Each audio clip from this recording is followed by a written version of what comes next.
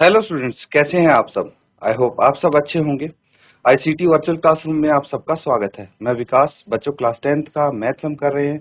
Chapter है आपका सम applications of trigonometry और यहाँ पे कुछ क्वेश्चंस हैं जो हम इससे रिलेटेड कर रहे हैं। देखिए यहाँ पे प्रैक्टिकल आपको यूज मिलेगा ट्रिग्नोमेट्री का देखने को। ये क्वेश्चन है, यहाँ पे बोला गया है the angle of elevation of the top of a tower from a point on the ground which is 30 meter away from the foot of the tower is 30 degree. Find the height of the tower. तो देखिए यहाँ पे क्या करना है आपको, इसका एक डायग्राम बनाना है, उसके बाद इसको हम सॉल्व करेंगे। तो मान लीजिए ये एक टावर है जिसको हम ए बी कह सकते हैं, ठीक है। ये टावर ए बी है। अब ये इस टावर की टॉप होगी, ये इसका टॉप हो गया, ये इसका फुट हो गया। तो टावर की फुट से एक पॉइंट है जिसको हम सी बोल देते हैं। इसकी जो दूरी है वो 30 मीटर है। यहां से यहां तक ये डिस्टेंस 30 मीटर है।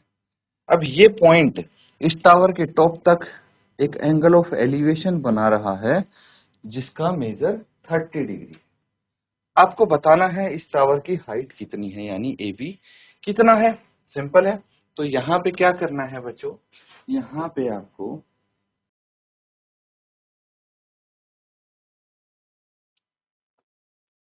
सबसे पहले जो निकालना है उसको हम मान लेते हैं late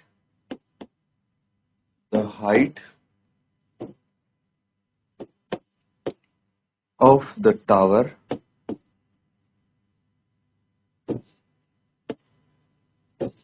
B A B. Tower की हाइट को हम ए बी मान लेते हैं। क्लियर है। अब उसके बाद देखिए, अगर टावर की हाइट ए बी है तो हमें पता है कि in triangle A B C जो बी सी है वो 30 मीटर है, गिवन है। थीटा है 30 डिग्री है, गिवन है। अब सबसे इंपॉर्टेंट चीज ये है कि हमें दो साइड कौन सी यूज करनी है, ये आपको पता लगाना है। ठीक है, ये तो सबको पता है ना। तो एक तो हो गया आपका, देखिए जो थीटा है उसके अपोजिट साइड को परपेंडिकुलर बोलेंगे और इसको हाइपोटेन्यूज, और इसके साथ वाली साइड को, करस्पॉन्डिंग साइड को हम बोलेंगे बेस। ठीक है। तो हमें एक तो बेस की जरूरत है, बेस गिवन है, और परपेंडिकुलर की जरूरत है क्योंकि परपेंडिकुलर निकालना है। तो क्या हम यहाँ पे लिख सकते हैं परपेंडिकुलर बटे base is equal to tangent theta. ये तो पता है हमें कि टेंजेंट थीटा किसके बराबर होता है, पी बटे बी के बराबर, परपेंडिकुलर बटे बेस। यहाँ पे परपेंडिकुलर तो ए बी है और बेस है बी सी, और टेंजेंट थीटा कितना है 30 डिग्री। लिख लेंगे इसको। अब ए बी हमें नहीं पता, ए बी तो फाइंड आउट करना है।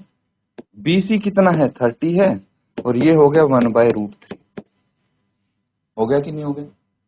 आगे अगर हम इसको ए बी की वैल्यू निकालने की कोशिश करें तो ये हो जाएगा 3 इंटू 10/√3। और देखिए हम इसको लिख सकते हैं A B is equal to 3 को लिख सकते हैं √3 इंटू √3 इंटू 10/√3। √3 से √3 कट गया, तो यहाँ पे ए बी हमें पता लग गया। ए बी कितना है 10√, बस यही है ना। और ये होगा मीटर। तो आप लिख लीजिए therefore height height of the tower is 10√3 metre. Note कर लें।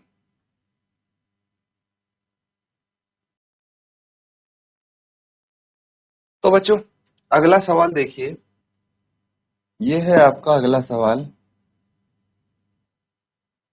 सबसे पहले डायग्राम बनाने की कोशिश करेंगे, समझ में आ जाएगा उसके बाद question. A kite is flying at a height of 60 metre above the ground. The string attached to the kite is temporarily tied to a point on the ground. The inclination of the string with the ground is 60 degree. Find the length of string assuming that there is no slack in the string. तो यहाँ पे समझिए, पतंग सबने देखा होगा उड़ते हुए या उड़ाया भी होगा। तो बेसिकली क्या होता है, जो स्ट्रिंग का वेट होता है ना, मान लीजिए यहाँ पे पतंग है, हम्म, और यहाँ पे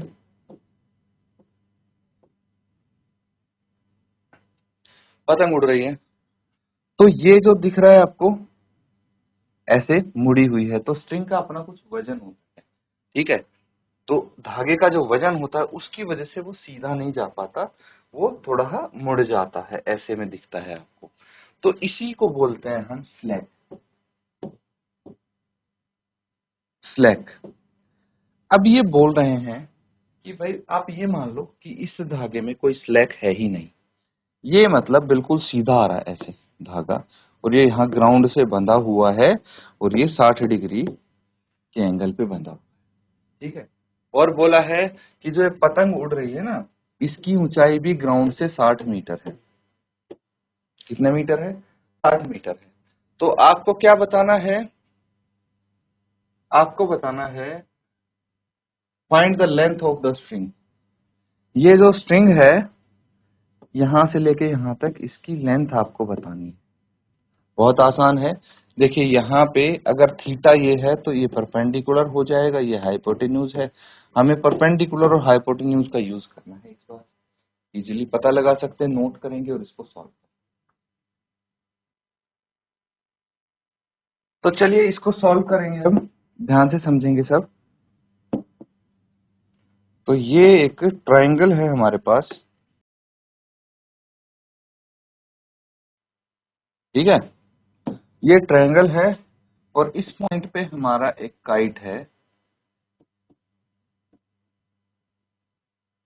ठीक है। तो मान लीजिए ये के है, जो काइट है इसको हम के मान लेते हैं। ये पी है, ये पॉइंट यहाँ पे जमीन पे है, और इसको एल मान लेते हैं। ये 60 डिग्री का एंगल बना रहा है, जबकि हाइट ऑफ काइट है 60 मीटर ग्राउंड से, ठीक है। तो हम सबसे पहले बोल सकते हैं लेट के be the kite and P is point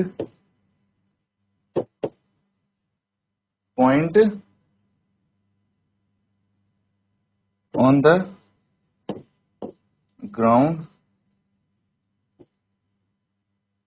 ground where kite is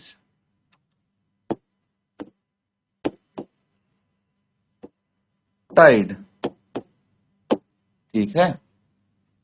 तो अब हमें यहाँ पे क्या करना है, हमें फाइंड आउट करना है पी के, है ना। इन ट्रायंगल एल के पी, ट्रायंगल एल के पी में थीटा है 60 डिग्री का, के एल है 60 मीटर, और पी के हमें नहीं पता, ये निकालना है, ठीक है। तो क्या क्या यूज होगा यहाँ पे, एक तो जो साइड गिवन है उसका इस्तेमाल करेंगे, परपेंडिकुलर है, और एक हाइपोटेन्यूज का यूज होगा। तो परपेंडिकुलर बटे हाइपोटेन्यूज, परपेंडिकुलर बटे हाइपोटेन्यूज क्या होता है, ये होता है साइन थीटा के बराबर। लिख लेंगे परपेंडिकुलर कितना है के एल, हाइपोटेन्यूज कितना है पी के, कितना है ये साइन 60 के बराबर होगा। होगा कि नहीं होगा? आगे देखिए, अब के एल हमें पता है 60 मीटर है, जबकि पी के हमें निकालना है, ये नहीं पता।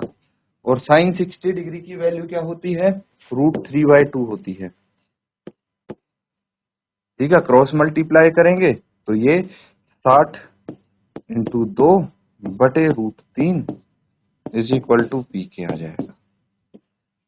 आगे सॉल्व करेंगे तो ये हो जाएगा 120/√3 इज इक्वल टू पी के। अभी हम इसको रैशनलाइज कर सकते हैं बच्चों, ठीक है। रैशनलाइज करके और क्या हो जाएगा ये 120/√3 इंटू √3/√3। ठीक है, तो या तो रेशनलाइज कर दो या फिर जैसे पिछले क्वेश्चन में किया था उस तरह से आप कैंसिल आउट कर सकते हैं। तो देखिए ये क्या आ जाएगा, ये पी के है ना, तो पी के कितना आ गया 120√3/3, ये 40 आ जाएगा, तो ये हो गया 40√3 मीटर। ठीक है, फाइनली आप आंसर लिख लेंगे, therefore the length of the string is 40√3 metre. लिख दूं, यहां पे लिख देता हूं मैं, therefore the length of the string is 40√3 metre. ठीक है, नोट कर लेंगे इसको, ये आपका आंसर।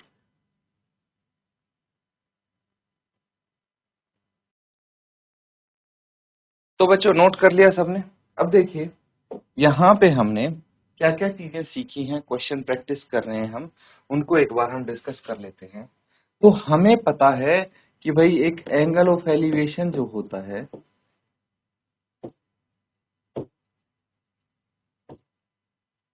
क्या होता है, वो जो लाइन ऑफ साइट होती है और एक हॉरिजॉन्टल लेवल होता है।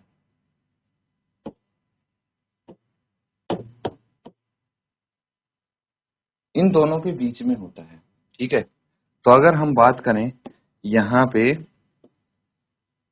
जैसे ये पतंग थी यहाँ पे, है ना, ये काइट थी और यहां से काइट उड़ रही थी। तो अगर यहां से ऊपर तक, ऊपर देख रहा है कोई, ठीक है, ग्राउंड के इस पॉइंट से लेके ऊपर कोई देख रहा है, तो ये लाइन ऑफ साइट हो गई।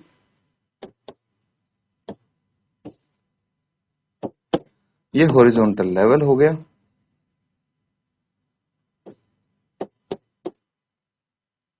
ठीक है, और यहां पे ये हमारा एंगल ऑफ एलिवेशन हो गया, थीटा। क्या हो गया, एंगल ऑफ एलिवेशन। अब ये समझाने का मेरा मेन मोटिव ये है कि हमेशा आपको पता होना चाहिए, जरूरी नहीं है हमेशा आपका एंगल ऑफ एलिवेशन ग्राउंड से ही बनेगा। एंगल ऑफ एलिवेशन कहीं से भी बन सकता है।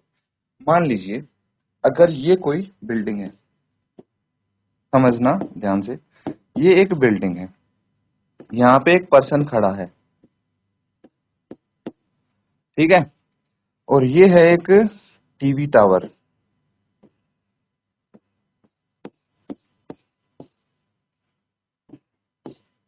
ये एक टीवी टावर है, टीवी टावर की टॉप ये हो गई।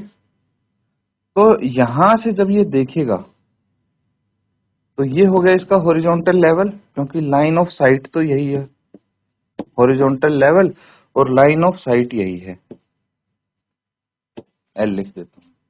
ठीक है, लाइन ऑफ साइट ये है, हॉरिजॉन्टल लेवल ये है, तो यहाँ पे एंगल ऑफ एलिवेशन देखिए, जमीन तो यहाँ कहीं होगी ना, तो ये बनेगा आपका एंगल ऑफ एलिवेशन। तो जरूरी नहीं हमेशा जमीन पे बने, एंगल ऑफ एलिवेशन हमेशा तब बनता है जब आप नीचे से ऊपर की तरफ देखते हैं। और दूसरा पॉइंट ध्यान रखना, लाइन ऑफ साइट और हॉरिजॉन्टल लेवल के बीच में बनेगा। ठीक है, इसी को अच्छे से आप नोट करेंगे और इसको प्रैक्टिस करते रहेंगे। तो बच्चों यहाँ पे हमने कुछ क्वेश्चंस प्रैक्टिस किए हैं आज, और ये जो बेसिक चीजें हैं इनको आप अच्छे से समझें, क्योंकि आने वाले क्वेश्चन है ना, तो बिल्कुल अभी तक सिंपल से क्वेश्चन हमने किए थे, इसके बाद हम थोड़े से अगले लेवल पे जाएंगे, तो इस टाइप के क्वेश्चंस आपको आएंगे, इसीलिए मैंने यहाँ पे समझाने की कोशिश की है। तो इनको आप जरूर प्रैक्टिस करें। इसी के साथ आज का सेशन यहाँ पे एंड करते हैं। Thank you and have a nice day.